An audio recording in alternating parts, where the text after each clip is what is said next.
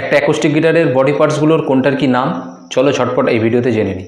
গিটারকে মূলত তিনটে পার্টে ভাগ করা হয়, হেড, নেক এবং বডি।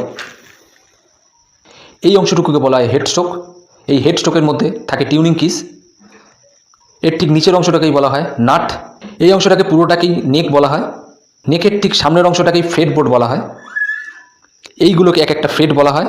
এই কালোগুলো হলো ফ্রেট মার্ক।